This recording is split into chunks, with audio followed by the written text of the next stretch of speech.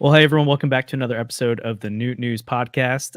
Sandy, Andrew, myself are here, and we're joined by JD Hafron of Locked On Cardinals. He is an awesome guy, friend of the show here. Love being able to hop on over there with Locked On lately, and then he's been kind enough to jump on with us as well. And it's been a weekend pack of news, and so we want to get into all of that. But first, because in honor of this incredible crossover event of the Cardinals content podcast, we'll get everyone's questions on or answers on this, but JD, we want to know, what is your favorite crossover of all time? Could be movies, shows, something else. What's your favorite crossover event? Well, the first one I ever remember was as a kid, and it was when the Harlem Globetrotters showed up on Scooby-Doo. That was the first time I ever saw a crossover where something didn't belong there, and they showed up, and it was a lot of fun. It was like, oh my gosh, look at that! The Harlem Globetrotters are on there. More recently, I know we've been talking about the Avengers online, and I mean, it's hard to beat that. I mean, that whole situation, everything that went down with that was just another level of crossover. I'm actually more of a Batman guy than I am Marvel. But they kind of screwed the pooch on that whole Superman, DC, Batman thing. That was a mess. So I'll have to side with Marvel on this one. Yeah, I'm a big Spider-Man guy, so No Way Home was like my iconic crossover. But Sandy's just like a Marvel hater. So, oh my gosh, I'm biting my tongue right now. I grew up with the comic books. I loved it. And then ever since, so I love the first Avengers movie. I think that one worked really well. But after that, and I know we're not a film podcast, I can't get into that too much, but after that, it's just so bad. Ultron's such a mess. I do not like Infinity War. I know I'm in the total minority there, but yeah, those are really cool. Love those movies. But my favorite crossover was the 2023 World Baseball Classic, where we got to see Lars Nootbaar play with Shohei Ohtani. So we're going to transition into my question that I have for every guest on this podcast. So you are going to have to suffer the same as well. JD, is Shohei Ohtani coming to the Cardinals? Let me shake my magic 8-ball real quick. Doesn't look good. Doesn't look good, Andrew. I don't think Shohei Ohtani's going to make the trip to St. Louis, at least not in the next 10 years. Maybe down the road. Maybe down the road in another decade or so. We'll see. Hey, silver lining, he hasn't signed, no team official announcement yet. It seems like the medical hasn't happened yet, so who knows? Maybe we have a Carlos Correa situation happen. Cardinals. It turns out he actually has a torn UCL. Actually, we didn't know that before. I will never take medicals for granted again after that. No. Now you find me waiting before I get excited about something. It's just so crazy. Well, I did hear, not to burst our bubble, but I heard that they're working on the 40-man roster situation, and I guess the Yankees and Dodgers are making a deal to clear space so that they can put up. It's nice to see both of them after a Soto Shohei duo of deals that they're working together to make sure that they're awesome. Well, JD, let's get all of our thoughts on it. But man, where were you? I feel like that's gonna be a question we ask each other in the future. Where were you when you saw Shohei Ohtani had signed with the Dodgers for $700 million? And did you even think it was possible for him to get up to 700? I wasn't anticipating 700 million. I was actually on my computer working on some stuff, and when it came across, and I was one of the first people to text people that didn't know about it yet. I was just like, "Do you see this?" And at first, it was just him going to the Dodgers. He had posted it on his social media. And at first I felt great because I'd been saying Dodgers for the last 2 years that's where he was going to end up. I never was buying any of this. You know what? I'm going to leave LA where I've been comfortable and enjoyed my entire major league career to go to Canada. I just never thought that was something that he was going to do. It had been odd for me. I never thought the Dodgers were ever going to get outbid. I never thought that was going to be an issue. I mean, the Dodgers were not going to let him get out of LA. I just couldn't see that happening. And I was as blown away as anybody because we know when we saw and we know when they make these guesstimates at the beginning of the offseason of who's going to make what. And we saw that things were starting to creep up pretty high right away, that it was going to blow the initial 500 million out. I did not see 700 million. And apparently none of the other teams saw 700 million coming either. Because from what I read, people were like, yeah, we had no idea it was going to go that high. Yeah. All right, Andrew, we gotta get your reaction, man. Okay. You're besides Ben Verlander, I think Andrew is probably the biggest Shohei Ohtani fan that's ever existed. So what Ben were your Verlander thoughts, and I man? don't share the same second favorite player. Just to be clear, we're not the same in that regard. So, but yeah, I was just doing some work. I had logged out of Twitter for a little bit, and I saw that. I was like, oh, this is not going to happen today. And then my friend called me and was like, he signed. And I was like, there's no way he just signed. And he announced it on Instagram. And I thought it was cool that instead of some MLB writer that didn't have any real ties to him, like John Morrissey, who we dunked on last week, I was happy to see that he got to announce it himself on his own Instagram page. And that was really cool. And I've been preparing myself for this decision for a while now, ever since he got hurt. And I wasn't going to be happy with the Dodgers for a while. But then once the Cubs rumors came out and that they were pursuing him and trying to get him, I was like, I'll just take anything. That's not the Cubs. So I'm happy with it. $700 million. Am I mad the Cardinals didn't go that high? Not really. That's unrealistic for more than like 5 or 6 teams. If it was like 550, then I would have been like, yeah, we probably could have done that. But I don't think this is particularly a bargain for that kind of player. Obviously, the marketing that you bring in is going to be huge. The Cardinals would have been the biggest team in Japan, but it just wasn't going to happen. And, I wish him the best in LA. I'm going to cheer for him. I know I might get canceled for that, but I'll go get some Dodgers gear on lids, and yeah, I'll have fun with it. Sandy, what about you, man? Dude, this is just the craziest thing I've ever seen. Like, I was thinking about some of the biggest deals we've ever seen on these short-term contracts. The Scherzer, the Verlander, the Trevor Bauer deals come to mind, where these guys were getting into the 40s. And I was like, wow, I can't believe, because I used to think 30 on an AAV basis was crazy. I mean, that's more than Harper was getting. And he was a superstar when he reached free agency, and he reached it really young. And now you see Ohtani just blow past those numbers, and it's not a short-term deal. One of my roommates is a Mariners fan. I've mentioned him in here a number of times. And he was telling me that he'd heard that the Mariners might be back in on the bidding a few days ago and that they were looking for a short-term deal, something around 1 year, 60-some million. I was like, oh, no one would ever pay someone that much in 1 year, especially when he can't pitch.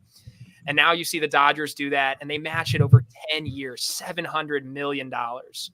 But that's just one of those things where the Ohtani market was so strange, so unprecedented because of what he can do, that I would have been just as surprised to see him get 550 as I would have been to see him get 850. I mean, it's like we just had no idea how to even gauge this. There's never been another Shohei Ohtani. And I really do think when I'm 75 years old, hopefully, still watching the Cardinals, I'm going to realize that there hasn't been another Shohei Ohtani since. Like, it's highly unlikely that we'll ever see someone who does that again. So it just is wild. Yeah. And then you also think too, like I've seen some people make comparisons like, oh, the Cardinals will never sign a huge free agent again because look what Ohtani got. It's like, I even with inflation, I don't know how on earth someone's going to touch 700 million in the next 10, 15, 20 years. This is just a unicorn deal. Yeah. And then the fact that he backloaded it as well, like JD, is there any, do you expect the Dodgers to continue to be aggressive? And especially, I mean, for the Cardinals, they're looking to get back into contention. Is there any shot they can compete with the Dodgers? And obviously the Braves are looming too after an offseason that they're going to have like this. I mean, payroll wise, no. They'll never be like this. It's just not something, as long as who owns the team right now still owns the team, it's never going to get that way. And that's okay. But I know it's frustrating for fans to see that and be like, why can't we do that? Our guy's a billionaire too. Why doesn't he spend that way? And I don't know. That's just not what he does. That's not what he's into. That's not the way he's built. And always remember that it's not the highest paid team that wins the World Series every year. It's about developing people in your organization. This is something the Cardinals are going to have to get really good at real fast, because they're not going to be able to compete with these teams. Even the Yamamoto dream is something that you're not going to outbid New York. It's not going to happen. He's going to have to fall in love with St. Louis, Missouri over New York. I mean, come on. I was like, it's just not a realistic idea.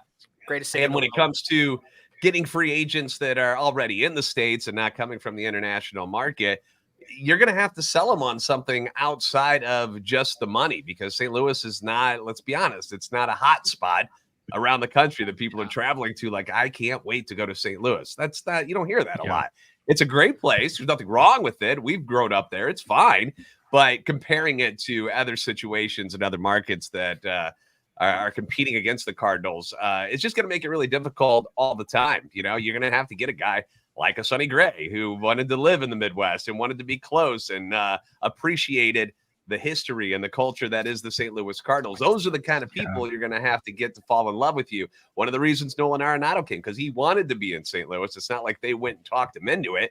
He wanted to be there. So it's going to be difficult for them moving forward to outbid these other teams and to talk these free agents into coming to St. Louis. It's not impossible.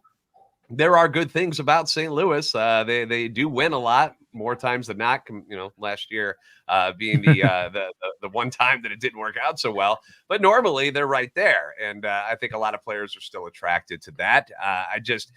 To get into these bidding wars with these major markets who do not have any sort of ceiling to what they want to spend, it just makes it really difficult for the Cardinals in those types of situations. Yeah, real quick, I want to thank Drew, new member. So super excited for you to join, man. And you can hop in our Discord. We'll have continued Cardinal chatter over there. Super fun. A really interesting question from Talik, kind of going off what you're talking there, JD, is there's been conversation the last few years about MLB adding a salary floor. Also talk about like a salary cap. Do you think either or both of those things are becoming necessary, especially with like TV deals in flux now? It just seems like all the small mid-market teams are shrinking payroll even more. But then you have the Mets, the Dodgers, and the Yankees who are exploding their payrolls. Does baseball need to do something to figure this out, or is this just kind of the reality of the market and how it should always be? Well, the NFL is as popular as it is because of its parity each year, and they seem to be doing all right by having themselves a cap. The floor thing is a great idea too, because you hate seeing some of these owners, Oakland, just not doing anything. And you're like, why do you have a team if this is how you're going to treat it and how you're going to treat the fan base? Like it's silly to me. I think there should be something to each side of it. I think it's a good idea. Will the players ever decide to do that? I doubt it.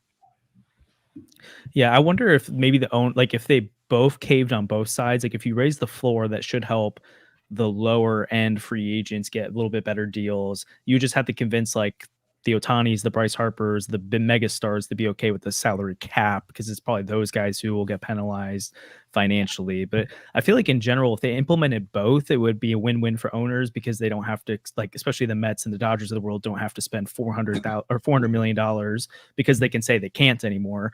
But then you also have the floor too, which forces the Rays and the A's and all of them to spend. Personally, I love the idea of the floor. I don't know if a cap will ever happen. I hope the owners do it. But I do think this idea, like Ohtani was able to defer so much money, which doesn't count as much against the cap. I think that's a problem, because now a team like the Dodgers can convince him, they can pay him $20 million more than what they're actually counting for, which helps them go get more people. And I feel like that's a problem, because now they're not getting penalized by the salary tax when they should be. So yeah, any thoughts from you, Sandy, Andrew, about the salary cap or floor? I can't stand the deferred money stuff. It's ridiculous. They shouldn't be able to pay him $70 million and then not actually have to pony up $70 million. Like, it's just not fair. It should count. And correct me if I'm wrong, but like, they can give him that money, but it goes later. Will it hurt their payroll later? Like, I think will they it will. be paying him in 2040 and it'll count as part of their payroll? Yeah, but I'm guessing it's probably like, no one's seen the numbers yet, but it's probably like 2-3 million a year. Yeah, so I'm sure they're probably like, who cares? It's ridiculous, because Shohei Ohtani is not John Brebbia. And that's how much John Brebbia is going to get paid this year. They should not count the same way against the salary cap, even in another year. It's ridiculous. The value that he provides, it really bothers me. And if you're going to backload this way, I don't understand why more teams wouldn't be involved in this kind of market. And if players are interested in that, we should do it. This is NL Central news. So I was hoping the Dodgers would go after one of our NL Central rival pitchers that we never had a chance at, but the Brewers are expected to keep Corbin Burns instead of finding a trade per Bob Nightingale. No! So, not ideal for us. That's a bummer. I'm kind of fine with it, because then if they wait till the deadline, then they're going to get less for him. And I just don't think the Brewers are legit contenders. So I'm okay. Enemies of Dodgers aren't getting Corbin Burns right now. I'm just sick so of watching Corbin Burns. They're going to go after Cease or Glass now, or one of those guys that we actually have a shot at landing. So that's fair. Yeah, that's fair. All right, well, let's get into a little bit more Cardinal related news from this last week. So we did see a trade go down in the midst of the Shohei Ohtani flight crisis. Everyone's tracking the flights, and then out of nowhere, John Heyman's like Tyler O'Neill to Boston, and we're like, what is happening? JD, thoughts on the Tyler O'Neill trade? They got a reliever and a starting pitching prospect in return. I know most of us expected O'Neill to be moved, but did this move surprise you? What do you like about or do you like the O'Neill fit in Boston? And what about that return? Well, first off, I was actually at a hockey game. I was at the Blues and Columbus Blue Jackets game when that happened. I was on my second tall boy, a Budweiser, and then all of a sudden my phone starts exploding, and I'm like, I can't do anything about it right now, guys. I'm actually on to another sport at the moment. I'm a little bit sad. Okay, I'm going to show you guys something real quick. So, look how old this is. Back when he was 41. I'm going to grab something. His first number. So this was his.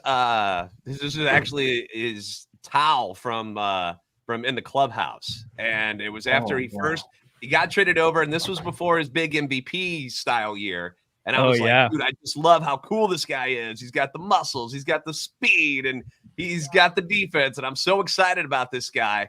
And so it pains me a little bit to see O'Neill move on. It had to happen. It was necessary. The time had come that there was just no mending any more fences. He can't stay on the field. As cool as the guy is, when you can't help, if you can't get on the field to help the team, what's the point in keeping you around? And what was he going to make? Like $5.5 million, I think, is what people were estimating as far as arbitration goes. So the Cardinals can do better. They got enough outfielders where they can move on from somebody like that. And I do like his fit in Boston. I think him and the Green Monster are going to become good friends if he could stay on the field. We know how it is when the Cardinals trade away guys that they usually end up kind of lighting it up a little bit. And being that it's going to be a free agent year for him, I see good things for him in Boston if he can stay healthy, but that's obviously been the problem with him since he's been in St. Louis and since 2021. He just hasn't been able to stay on the field, and it was time to move on. So I'm glad they got something in return because of his market value, obviously not very high considering that he hasn't been able to stay healthy, no matter how cool he looks with the muscles and everything. And you think about like hearing his agent Boris talking about, he was 8th in the MVP, bro. That was 2 years ago. Okay. A lot of things have changed. Okay. So that's just, you can't go off of what he did a couple of years ago. And I think he's going to be the same player. So I wish him the best of luck. I'm sorry it didn't work out here in St. Louis, but I'm glad that Newbar is going to be manning left field full time coming up here in 2024. Yeah. It sounds like a lot of us have some Tyler O'Neill related merch. I got this shirt back. Oh man, it's not popping up very well, but just Tyler O'Neill is good at baseball. It was my PSA to all of the world that you need to pay attention to Tyler O'Neill.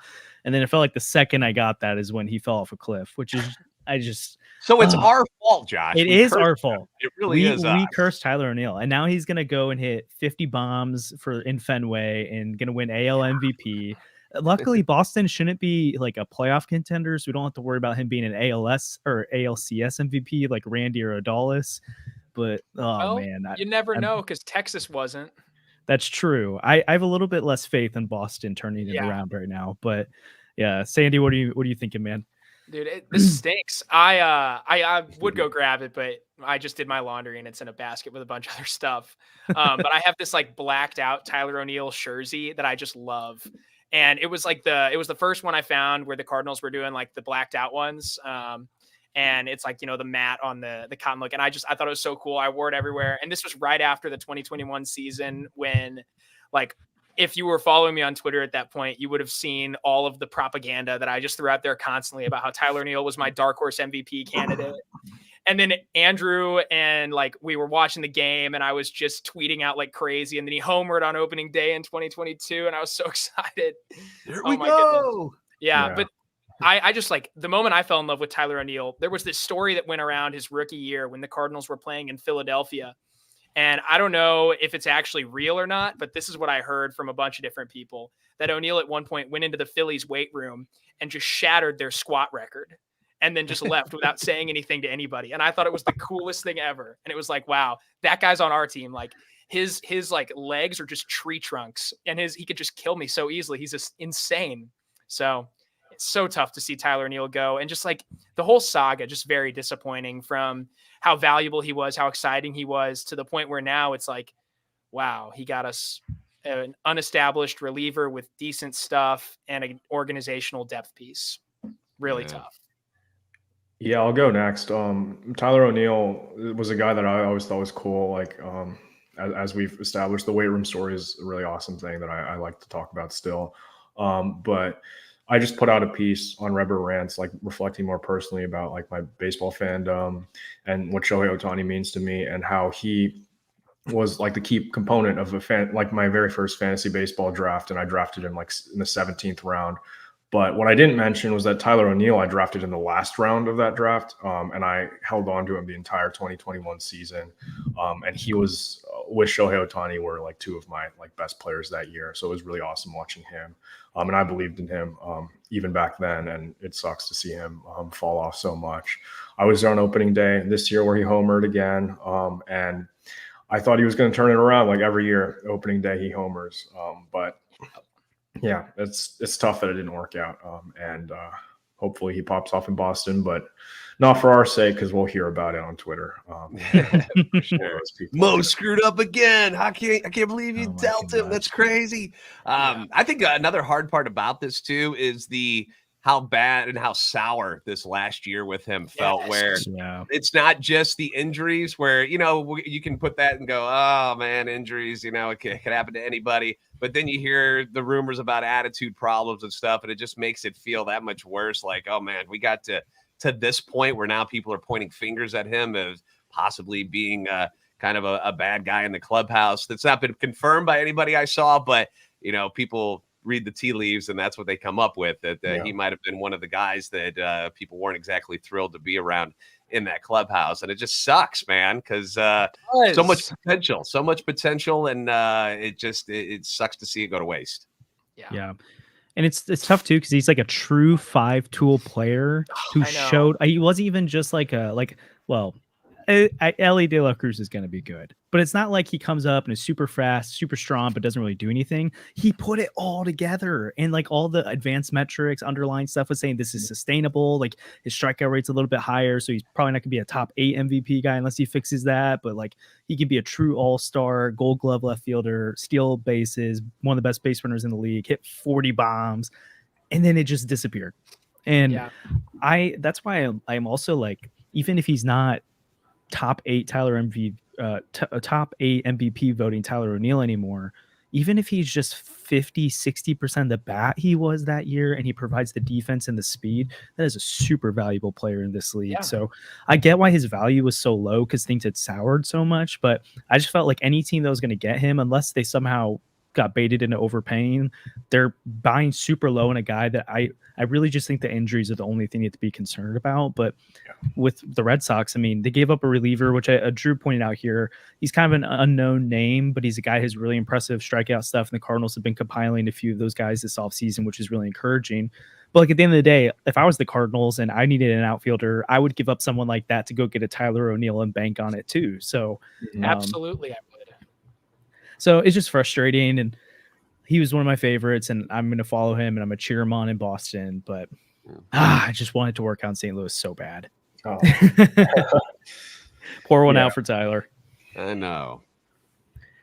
I want to pivot and talk Japanese market real quick, because something really interesting happened yesterday that I want to hit on. Yeah, so let's talk a little bit about what the Cardinals could do next, including potentially the Japanese market or some other moves. So, yeah, Andrew, do you want to tee that up a little bit?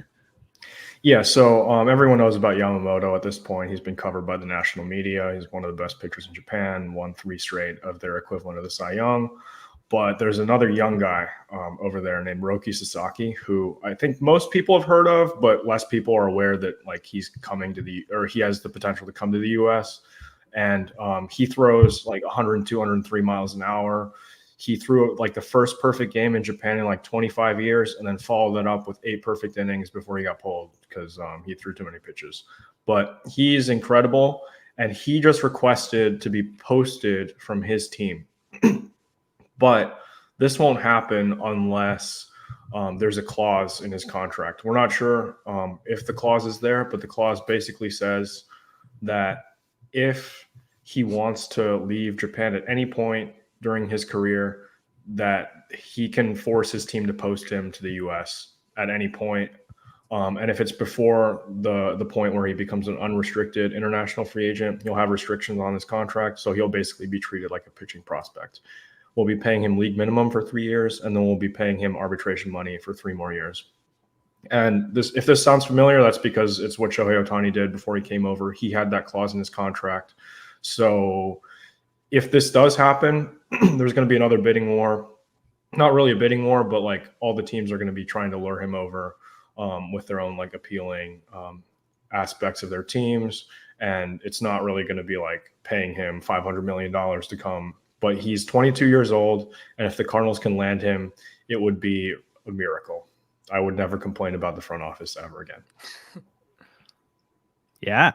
First question: how close is Lars Nootbaar with him? That's all we need to know. Exactly. His mom is friends with Roki Sasaki's mom, and there's a picture of them holding hands in the locker room at the WBC.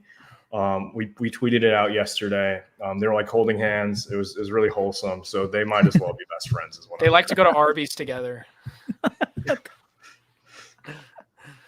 Oh my gosh.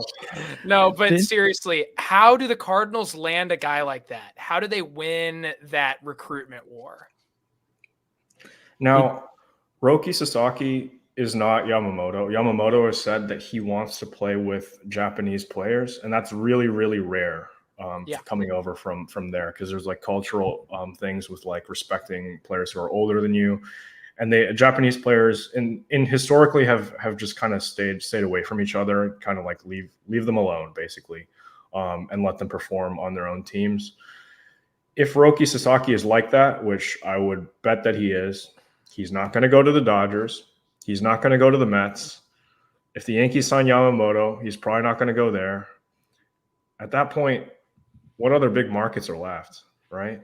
He's not going to go to the Red Sox. Stupid. Chicago has Seiya Suzuki. Exactly, Sandy. I heard you. So, no, Seiya's there though. Seiya's there. Yes, they have Seiya Suzuki. Oh, okay, yeah. And Lars Nootbaar. And I forgot the Red Sox have what's his face? Yoshida. Yoshi. But Seattle. Yeah, but Seattle doesn't. They just trade Jared Kelenic as a salary. They would salary dump him like into his arbitration years. Like what? Like they wouldn't. Why would he go there? You got the shadow of Ichiro there. Can't go there. The shadow of Yusei Kikuchi is there. Okay, that's the real Yusei Kikuchi. The Blue Jays. That's right. Oh man. It would be interesting because it's like I don't know how much Ohtani is similar to Sasaki. Obviously, Yamamoto's entertaining large markets right now, but when Ohtani came over, obviously the DH put a big factor in where he decided to go, but he wanted West Coast, so kind of narrowed it down to the Angels, Mariners type. But he chose an organization that's kind of in the shadows, like the Angels. So I don't know, maybe a Sasaki would be interested in something like St. Louis, and they're not obviously they're not a large market, but they are a national brand. So there's that type of like marketing thing. But it's just so hard to predict right now because we don't even know if he's going to be posted, let alone anything that he wants out of it. So this is beyond speculation. This is just dreaming at this point. But Oakland. Also, if people are worried that Lars Nootbaar might be counting as that Japanese player, he doesn't, because those like rules about respecting like the players that are higher than you. He didn't actually know that until before the WBC. Yu Darvish had to like teach him all of that. So Lars Nootbaar does not count. Or maybe I'm just gaslighting myself into thinking that. Maybe a little bit of both. So outside of a potential Hail Mary Sasaki thing, which honestly, like I know Sandy, you joked about it, or Andrew, one of you, like I would never criticize. I would give myself like a 3-year pause on criticizing the Cardinals front office if they somehow got Sasaki for a $4 million posting fee and had 6 years of control of him. Like I could not. Nothing. Everything they do is gold from this point.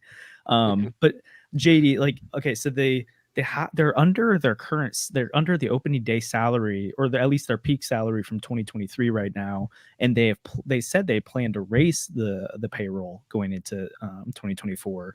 What kind of moves do you think they're looking at? Do you think it's just the bullpen right now to shore up, barring some miracle move? Do you really think they're strongly considering the pitching market still from the starting pitching standpoint? What's kind of your pulse right now? What you think the Cardinals are up to? As much as I wish that they were still chasing another arm in that starting rotation, it's something I've said over and over. When you're this close and you think maybe just one more impact arm in your rotation could be that difference of being, hey, we might sneak into the playoffs or a World Series contender, I find it hard to believe that you don't reach out and try to get that. But it just appears to me that they're kind of okay with what the rotation is at the moment, and that their focus now after the O'Neill trade is going to be on bullpen help. We know there's a lot of guys still out there. I wouldn't expect them. I didn't expect them to target Kimbrel. I wouldn't expect them to target a Josh Hader. But there are plenty of other solid arms out there. There's some international free agents that I still am holding out hope that somebody like a Matsui might come over and might be a nice fit with the Cardinals. It just feels like something will get done with that international market that will make sense for them. And you've heard other names, like Phil Maton from formerly of the Astros, that it seems like a good fit. They have acquired a couple of arms that we haven't heard of really, with like a Nick Anderson that's going to be on your 40-man that might have a shot at filling one of these gaps. But I still think that they go out and get at least one more, hopefully two more bona fide arms for that bullpen. And that would probably wrap up their offseason. Yeah, it's interesting because I kind of go back and forth multiple times a day about what I think they're going to do. And I feel like if you made me put a bet on it, they're going to strengthen the bullpen and they'll just keep monitoring the starting pitching market, but they're probably not going to make a move. No. But I just have this feeling still that they're not done. And one of the things that makes me think that, and maybe I'm reading too much into it, is that friend of both the shows, Katie Wu, when the Sonny Gray signing first happened, she immediately basically, she didn't say they're for sure out of the trade market or for sure on Yamamoto, but she was it's extremely unlikely they're done any starting pitching.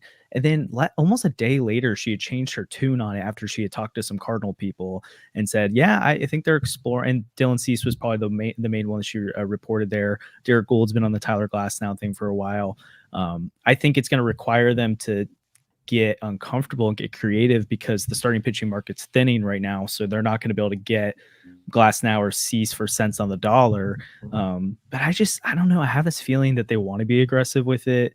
But at the same time, would I be shocked if it's just a bullpen arm or two? No, that's just, they've made a big move with Sonny Gray. They've shored up the innings. They've said they want the bullpen. So they're doing what they said they'll do. It feels like I don't know, maybe I'm being too hopeful, but I feel like there's more to do here. I still think the Angels are a very promising team that can trade with us. They've said they don't want to rebuild, but what do they have left? They just have aging Mike Trout, a guy who doesn't speak English at third base, and a couple of starting pitchers who are really, really promising, and we can trade for them. But that requires them to actually want to tear it down, which I don't think is going to happen. But if they wanted to part with Patrick Sandoval or Reed Detmers, I'd be super interested in that because they're young starting pitchers with high upside that no one really talks about right now. So their value is probably lower than, say, a Brian Wu or a Logan Gilbert or one of those Mariners guys. I feel like they might be desperate enough to rebuild that farm system that they would sell low on a guy like Sandoval, who didn't have the best year last year. And they're real sad right now, so maybe take advantage of them. Yeah. Panic buy. Josh, I'm with you. I think the Cardinals need to add another starter. I love Sonny Gray. I am the number one Sonny Gray fan here. I am a Sonny Gray super fan. But it's not enough right now. It's not enough to compete, especially not with teams like the Dodgers and the Braves at the top of this league. And I just keep coming back to the fact that Goldschmidt and Arenado aren't getting any younger. This window, yeah, you're going to have more time. The Cardinals' young core is going to develop. Jordan Walker, Lars Nootbaar, Brendan Donovan, and Nolan Gorman aren't going anywhere. And Scott's coming up, and Sajazi's coming up. And you can keep dreaming on future talent. It's there. But the window right now with Goldschmidt and Arenado isn't going to be open forever. Who knows how many years we have of Goldschmidt? Who knows if he even extends and stays in St. Louis? That's an open question right now. And I just would hate to keep wasting that time. And, you know, more than anything, I just would love to see Goldschmidt get a championship or at least a deep playoff run. Something better than 2019 when the Cardinals have taken part in the most devastating series loss of all time. That was just awful, the way the Nationals wiped the floor with them. And so I just think there needs to be another starter. There has to be. I'm not sure if there will be. Like you said, it might just be some bullpen arms. But like 25-year-old aces don't come around that often. They don't grow on trees. Like, go pay him what he needs. You have the space. So, yeah. Yeah, and that's the thing too, is like it just, I don't think it's being talked about enough, is especially the way they structure Gray's contract this year, they have the space that they want to be really, really aggressive to do something. And then it just requires them to be creative with moving like Steven Matz to maybe free up some money to get those bullpen arms. So I don't know. I'm hopeful Mo is creative, but I could also see it being what it is. So JD, if this is what it is, if it's obviously they're going to add another bullpen arm or two, so maybe it's Phil Maton and someone else. What it would be your standing grade for the Cardinals offseason, assuming they get another bullpen arm or two? And then what do you think is like fair expectations coming into the season for this club? Grade if it's not like some splashy move in the bullpen, I'm gonna go with like a C, because I was very much anti Lance Lynn. I was not willing to give him another shot. I really had no interest in bringing him back. I'm glad that he's motivated and looks like he's got something to prove, and that's cool.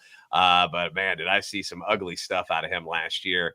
So I was really hoping that they would aim higher than what they did. I think they took us all by surprise by attacking the free agent market the way they did right away.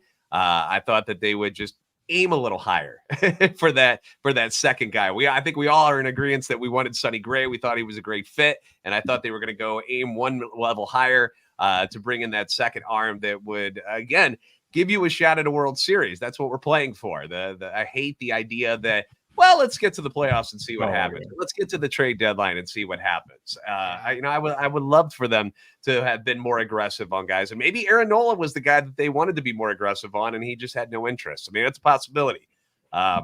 We don't know what the White Sox are asking the Cardinals for in return for a Dylan Cease. We saw the Cincinnati Reds prospects that they reportedly asked for, but that doesn't mean that's what they're asking the Cardinals for. It could be an entirely different slew of guys that they judge their prospects way differently. So it's hard to get mad at them when we don't know what it is the White Sox are asking for. Glasnow, another one. Josh, you and I have talked about this one to death. Seems like a good lottery ticket to take a risk on in this 1 year window that you have. When you were bringing up windows here just a moment ago, like that's kind of how I'm looking at it too, where this Arenado, Goldschmidt, it seems like it's like a 2 year window is what they're looking at here, just the way that they've signed some guys. And it's like they're going to go here, and then maybe Goldie gets an extension for a year or maybe two after that. But, it's going to be shut real quick. Yeah. Like it's not going to, this isn't a 5 year thing where you got a lot of chances at it. So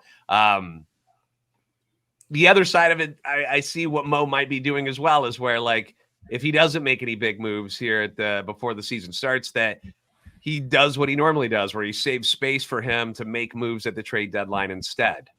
He hasn't had to pull apart the fabric of this roster, where a lot of people, myself included, thought that Edman or Donovan were for certain gone. Like they had to be moved to go get somebody to make an impact on this team. And he hasn't had to do that.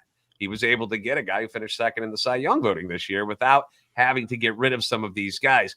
And it's never a bad idea to have depth at these positions. We saw how injuries can take their toll, as they did on the Cardinals roster last year. So it's not such a bad idea to have a couple of these guys around to fill those gaps in case something goes down, in case Gorman gets hurt.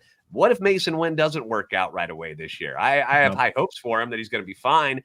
But what if he doesn't for the first half of the season? Who's your shortstop if you get rid of Edman? So it's a reason why I don't think they're going to move him now. The more Mo talks about it, and we know he doesn't just bring stuff up to bring stuff up. Like the way he's talked about Tommy as the starting center fielder and as the backup at shortstop, it doesn't feel like he's going anywhere anytime soon. And I'd find it hard to believe that he's just throwing it out there to make his worth even more valuable on the trade market. I think people already know what Tommy Edman is. So I wanted them to do more. I'm not upset. and I expect better seasons from some of the guys who had down years. Hopefully a 91-loss season will be some motivation for some of these guys like Nato, Michaelis, to kind of kick it into that next gear coming into 2024 and be a little bit better prepared for next season as opposed to what they were this year. Yeah, JD or Sandy, I want to see why you gave it a B-. That was interesting. But something that JD said I want to like reiterate too is the idea, like you said, that we don't know what they're asking for from Cease, even if they're asking the Reds for certain prospects. The Reds number 9 prospect is not the same value as the Cardinals number 9 prospect and all that kind of stuff. So that stuff out the wazoo. But then also you can even look to the Sean Murphy trade stuff last year, and they wanted Lars Nootbaar and Brendan Donovan for Sean Murphy, and the Cardinals were like, no way. They offered them Nolan Gorman, Dylan Carlson, and another player. Oh, and they wanted Gordon Graceffo too. They wanted 3 guys. They countered with Nolan Gorman, Dylan Carlson, and something else, and the A's said no. Cardinals move in a different direction, and then the A's take like the poo-poo platter of prospects. Didn't they get like Christian Pache or something from the Braves? Yeah, and then they got Angoliers. Yeah, but then they helped the Brewers. They helped the Brewers by getting them a catcher. Yeah, they got Ruiz as the centerpiece of that one because the Pache or whatever was the Matt Olson trade, I think. Okay, that's right. But they got that really fast guy, I think. But it was just, but this guy, like his only good tool is speed, and like everyone around baseball was like, what are the A's doing? So, and maybe the market gave out, but I just feel like it's teams ask for different things from different teams. And when you look at the Cardinals and you see all these young bats, you're going to sit there and be like, we're not going to trade with you unless you give us a young bat. So that's what I do if I'm the White Sox. I'm not wanting just Alec Burleson. I want Brendan Donovan, and so I don't blame him. So and I want your Victor Scott, and I want your top pitching prospect. Like I would ask for the moon. Like you're the one who's in the power position. The Cardinals aren't. So, and the Cardinals are in a spot now that because they were aggressive and got some guys that they think they can trust to be out there 28 to 32 starts this year. That they're not desperate to have to make that move anymore.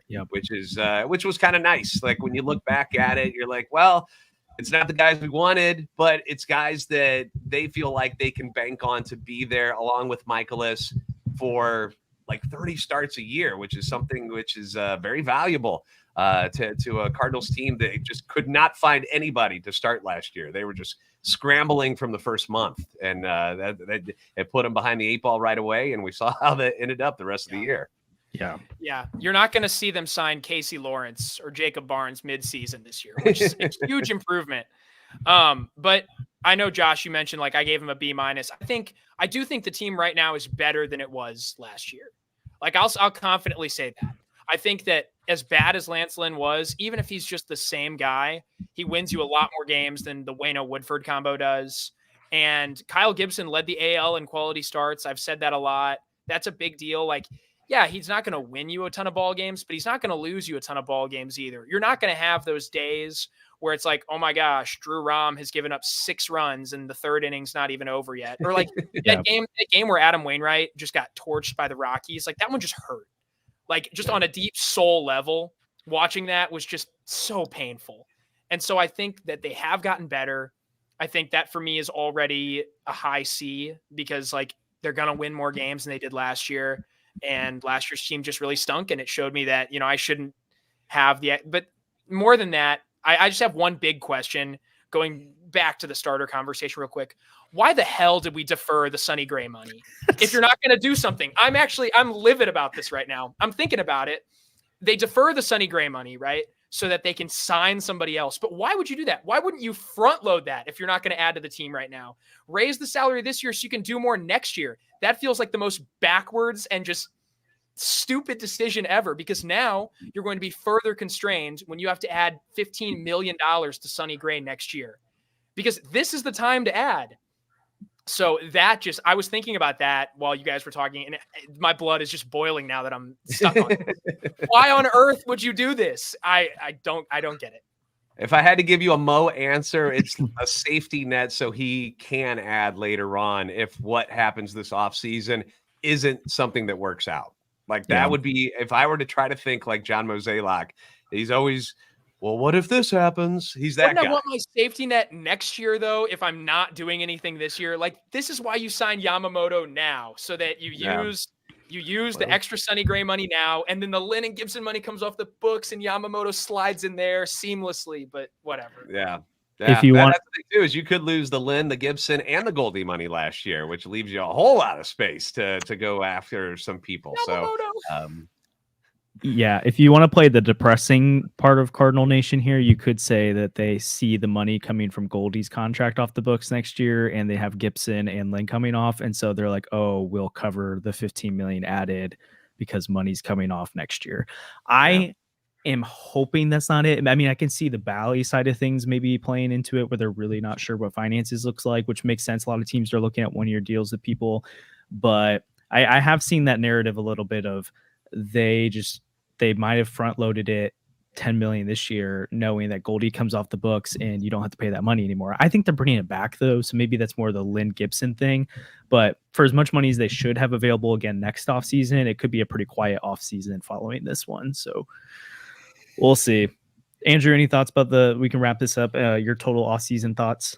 So if this is all it is, I give it a C, because last year it was not acceptable. So being better than last year should be like the baseline. Like that should be like the most like average thing that we do is get better than last year, because last year we lost 91 games and that's not acceptable for this team.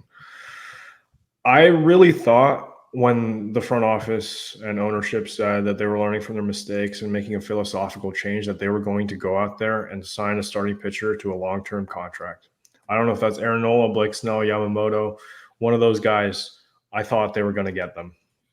Instead, you go out, you sign a couple 1-year deals, and you sign Sonny Gray to a 3-year contract. You didn't change your philosophy at all. Like Sonny Gray, one of the best pitchers that we've had on this team for a long time. But like we signed him for 3 years. Like that's something the Cardinals do very often. That's what Miles Michaelis got. We've done that with Waino. We never really locked him up long term. We just signed him year to year. Like we've never gone after that because the front office has had the philosophy not to go after that. So even if Max Scherzer was a free agent this year and he was like 30, like he was 5 years ago, I don't think the Cardinals would go after him, even though they were like, yeah, Sonny Gray wanted to be a Cardinal, Kyle Gibson wanted to be a Cardinal, but like they haven't shown the willingness to go out and get one of those guys in a long-term contract, and that's what frustrates me the most. Yeah. We'll see. I keep trying to remind myself it is December 10th, so there's still multiple months left to go. Sure. A lot of the big name free agents are still out there. A lot of teams still haven't made a lot of moves. There's still time, and just go get Roki Sasaki. Just offer him. Just like I don't know.